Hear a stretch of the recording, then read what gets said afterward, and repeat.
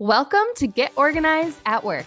I'm your host, Kayla Fahey-Ahrndt, healthcare leader, mom of three, and your go-to guide for ditching the chaos and taking control of your workday. This is the show where we turn overwhelming to-do lists into clear, actionable plans so you can crush your goals and show up as your best self at work and in your life.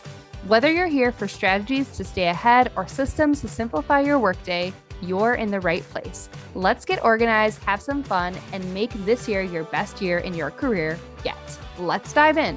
Hello. Welcome back to Get Organized at Work podcast. I'm Kayla. I'm your host. Today, we're talking about the hidden cost of unrealistic expectations. Today is an episode that's part of our new end of year series called the Realistic Expectation Series. Pretty obvious, right? Leading and living beyond unrealistic expectations. So I just want to, put a little nugget into your brain. I've talked about this before, but I'm in the process of really honing in writing my book. And I have a bunch of outlines of different chapters and themes. And this theme that always comes up for me is the word unrealistic expectation. And I talked to my husband about this a long time ago because this idea has been like blooming in my brain for years. And he thought that'd be a good title. I also like flipping it to the positive, realistic expectations. So who knows if that's what it's going to be called. But this series is me really kind of sharing my thoughts and some of the ideas that I have for the book that I'm reading. And so I just would love your feedback on if it resonates with you, if these topics are things that are helpful to you, if you've thought about them. And that's why each week we're unpacking what it really takes to lead yourself and your team with these realistic expectations. And my goal is to do this through personal stories, leadership insights, and reflection prompts to help you create change from the inside out, right? Not just looking good on the outside, appearing like you have it all together, but truly feeling like you have systems to support yourself, to do a great job, to do good work realistically with the amount of energy that you have and with the right amount of passion and you getting to choose what you're working on every day. Because at the end of the day, I feel like we do our best work when we do it because we have purpose and we love what we're doing. One of the books I'm reading right now is called Lead Like You Mean It, Lessons on Integrity and Purpose from the C-Suite. It's by Laisha Ward. And she is a former C-suite executive with over 32 years of leadership experience, which is just amazing to me. She worked for Target Corp. And I love it. I'm listening to the book on Audible and I have the physical copy. And on Audible, she calls it Target sometimes. I love it. And she was the retailer's executive vice president, the chief external engagement officer, and she oversaw its enterprise-wide approach to stakeholder relations. And she talks about community engagement, all those things, which was part of her purpose.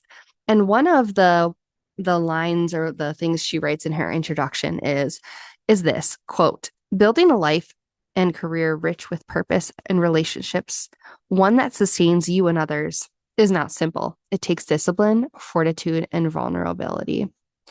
I love that. Discipline, fortitude, and vulnerability. So that's what I'm hoping to do here on the pod is open up to you and just be real with you, like Laisha is doing in the book.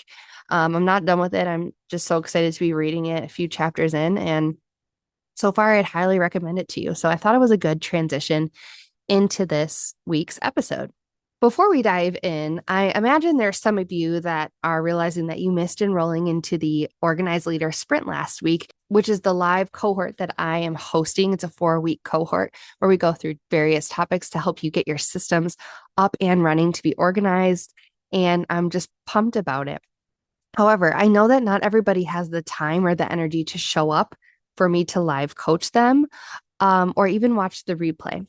And so I've actually created something for you, if that's you, something a little bit more approachable and accessible. And it's called the Organized Leader Sprint Lite. So this is a self-paced version that delivers all the core trainings and templates and quick wins from the live sprint. So you can move from reactive to proactive leadership on your own time.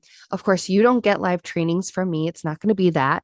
I won't be sharing the ones that I'm doing in the live sprint. However, you will get emails from me, one a week with the action steps that we're taking inside the Organized Leader sprint so that you can take from it what you can and implement in real time. So it's perfect if you couldn't make the live sessions, but you still want to learn the framework we use to transform how leaders plan and prioritize and protect their own energy. So you can grab it now at kfaconsulting.org/sprint-lite. It's SPRINTLITE. And everything is going to be linked in the show notes or in the description below. And all the details and the replays for the Sprint Lite will be there for you so you can check it out. It's the exact next step for anyone who's loving this realistic expectation series and you're ready to put that mindset into motion. All right, let's get started. So I used to think that being dependable meant saying yes to everything. Early in my leadership career, if somebody needed help, I'd volunteer. If a project needed a lead, I'd raise my hand. If someone dropped a ball, I'd pick it up, even if my plate was already overflowing. And honestly, I love doing this because I was like, number one, I'm going to learn. And it's good to say yes to things you don't know how to do so you can learn. Number two, I thought everything was exciting. I was like, this is so much fun. I need to be part of this. And it felt really good until it stopped feeling good, until it didn't feel good anymore. And what I realized that every yes I gave also ended up being a no to my own priorities, a no to my rest, my energy, and my focus. So that's the hidden cost of unrealistic expectations. For me, what I realize is it's not just being exhausted. It's that slow, quiet resentment that builds over time for your role or your career. And it's the loss of joy that comes from trying to meet impossible standards. And I remember when this happened to me a while back, I remember thinking, oh my gosh, I'm starting to hate my work, which was actually one of my biggest fears because I always loved what I did.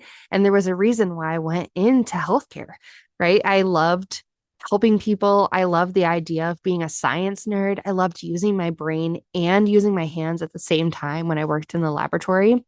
It was my dream job. And so I never wanted to resent it. And I could feel that happening. But I realized that sometimes those impossible standards or expectations, they can come from other people, but more often than not, they come from ourselves. Those expectations, unrealistic ones, came from me. We tend to set the bar impossibly high because we want to be seen as capable, reliable, and a go-to person, to be honest, right? Like, who doesn't want to feel like they know that I know the answer? They know that I am resourceful and can figure it out. They know that I've got this. But at some point, especially as you grow and kind of go up the career ladder in your leadership, that drive can turn into immense pressure. You stop leading from purpose and you start leading from guilt. So let's talk about it. Here are a few signs of unrealistic expectations that I noticed that I want to share with you so you can take notice for yourself. Number one, you feel guilty when you're resting or you're trying to rest and you're really unable to. Number two, you constantly think, quote, I should be doing more, unquote, even when you're doing the most. Number three, you're praised for always stepping up, but it doesn't feel good anymore like it used to. Number four, you're adding responsibilities without removing anything else. And number five, you tie your worth to your productivity, right? Like, I didn't get enough done today, so I kind of suck, right? Does it sound familiar? Well, this creates what I am calling the pressure cycle. So it's number one, this expectation that we have for ourselves. Then the next thing flows to you're overcommitted, right? And you're excited, but you have so much going on that it leads to the next thing, which is exhaustion, right? And instead of performing the way you would want to with 110 or 200%, you actually end up underperforming over time. Maybe at first you do a great job, but then everything starts to slide a little bit. And the next flow would be then you feel guilty about it. You feel bad for underperforming to your standard.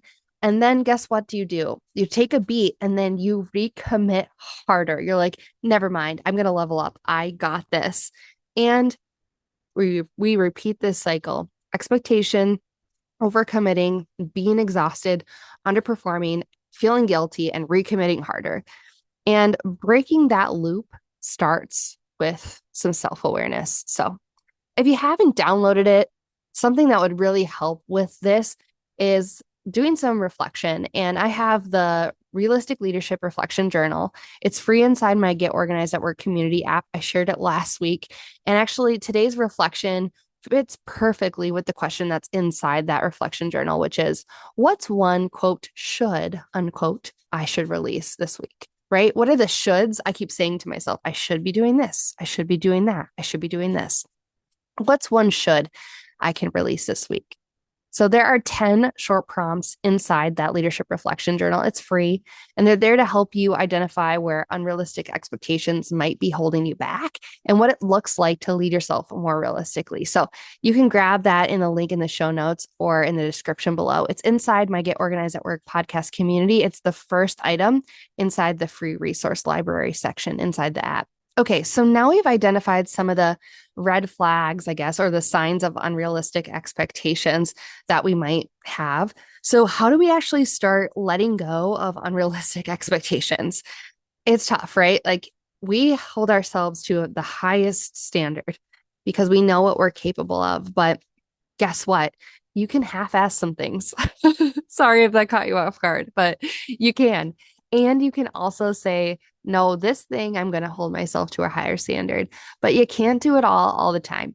So we need to use these mindset shifts to help us really think about whether or not I should be saying yes to things and how I can really lead more intentionally with purpose, like the kind of purpose that Laisha Ward is talking about in her book, Lead Like You Mean It. So the first mindset shift is from obligation to intention.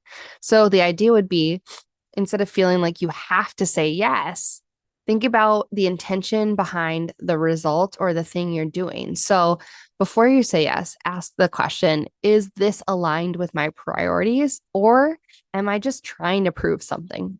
Right? Like, is this task that I'm going to just pick up and take and want to do, or maybe I'm being assigned to do, is this something that is aligned with my career, my job description, my current priorities in the work year right now, my priorities for this job? Or am I saying yes just to make myself look good, even if it's a little bit outside of my scope or area?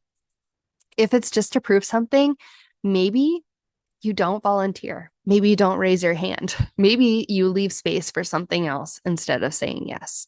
So going from obligation to intention.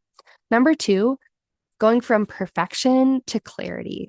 So perfection, when we're doing things for perfection, we are seeking approval, and usually approval of others and ourselves, right?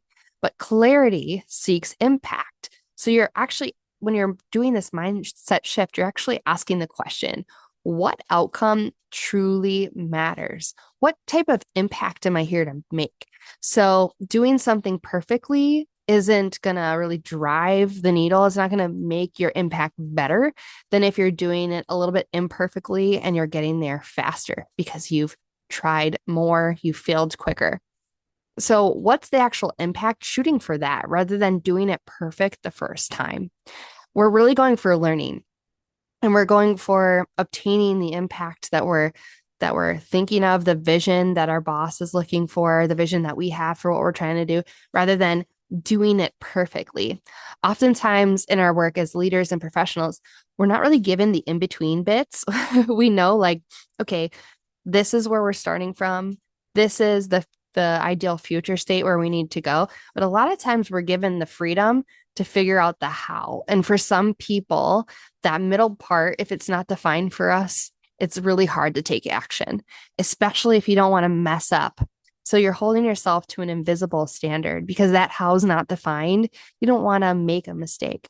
But actually, being clear on the impact you're going to have and where you're going is way more important for figuring out along the way how you're going to do something. And it allows you to take detours, make mistakes, to learn, as long as you reach that end goal.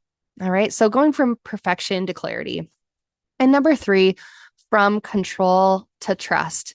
As leaders, I know I'm feeling this right now. And it's all about delegating and thinking about what true value you can bring and what only your role can do. And so here's an example. Delegating isn't about lowering your standards. It's about creating space for others to grow. So if you are holding on to something really tight right now, I want you to ask yourself, is that a should? I should be the one to do this, but I don't have capacity. I should be the one to drive this forward because technically it's something that I've done in the past. Is it a should that you need to hold on to? Do you have to do the thing? Or is this a great time to teach someone else to let them grow and shine so you can go off and doing something else? This isn't about letting them do it poorly or lowering your standards or maybe thinking less of yourself because you can't physically do all of it. It's actually about growth, being aspirational, having some succession planning, and actually creating some space for you to do what you're really meant to do.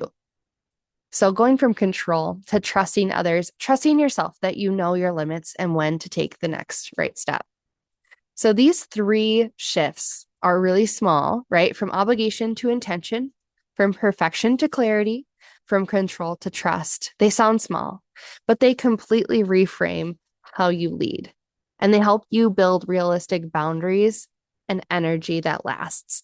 So at the end of the day, I honestly, when I think about all of this, it comes down to boundaries that you have with yourself for, am I just trying to prove something? Or I'm just doing this because it's fun as an escape from my other work? Or, hey, this person, they're always asking me to do more, but I feel bad saying no. Well, this is where we re-examine those boundaries. And I've talked about in other episodes before how boundaries can move. So you establish them, you kind of set them, draw the line in the sand wherever you want to, and then you see how that feels. And if you need to have more boundaries or different boundaries, you reset them. Or if you feel like you can loosen it up, you loosen it up and move that boundary back. So they're not something that's forever, ever. So right now, I would love it if you would experiment with what's one should you're ready to let go of and create that boundary for yourself today. Practice it for a week, 2 weeks. If you need to change the boundary, you can do that. And make sure you articulate that. You can tell your leader, hey, I'm experimenting with delegating a little bit more. I really want to free up my capacity, but I also really care about my team's growth. So right now I'm going to experiment with that. And I hope that you can help be my mentor through that. And maybe I can bounce some ideas off of you. Or, hey, team, I know that I've in the past really defined the structure for how we get to this next point, but I really want to embrace letting go of how it's happening and make sure that we do have that impact. What are some ideas that you have for us to get to that next step? Right? Or instead of saying yes to, oh, I feel like I can't say no, shift that into thinking, well, is this actually aligned with my priorities? Or am I just trying to prove something or make someone happy by not saying no? So write that down in your realistic leadership reflection journal. You can share your thoughts inside our free Get Organized at Work podcast community app. It's free, and that's where we're going to be talking about all the hype all around this realistic leadership series. Because every time you release a should, you're going to feel so much better. You're going to reclaim a little bit more clarity, calm, and confidence. And I want to hear about that inside our podcast community. So if you're ready to take that next step, there's a couple things you can do. Like I said, join the free community, or you can grab the Organized Leader Sprint Lite at www.kfaconsulting.org/sprint lite, LITE. It's the perfect bridge between this reflection and action, especially if you're loving this series so far and you want to carry on with the series and bring these lessons to life in your work week. Except it's so much better if you don't have the time to meet me live and get that live support or watch the recording. So thank you so much for tuning into this episode of Get Organized at Work podcast and the Realistic Expectations series, Leading and Living Beyond Unrealistic Expectations. The last thing I will say is, if you wouldn't mind, go to Apple Podcasts and leave a rating, 5 stars, please, if you can. And if you're feeling so moved, a review. I would love to see what you have to say. There was one extra 5-star rating there the last time I looked this week before the episode, and it made me so happy. So just give me some feedback that you're listening out there. I know there are hundreds of thousands of you listening to this episode and this podcast, and that makes me feel really good. So I love to see that feedback in the rating or review. So let's see if we can get 1 or 2 more over the next week. All right, until next time, lead well, lead with grace, and lead realistically. Talk soon. Bye.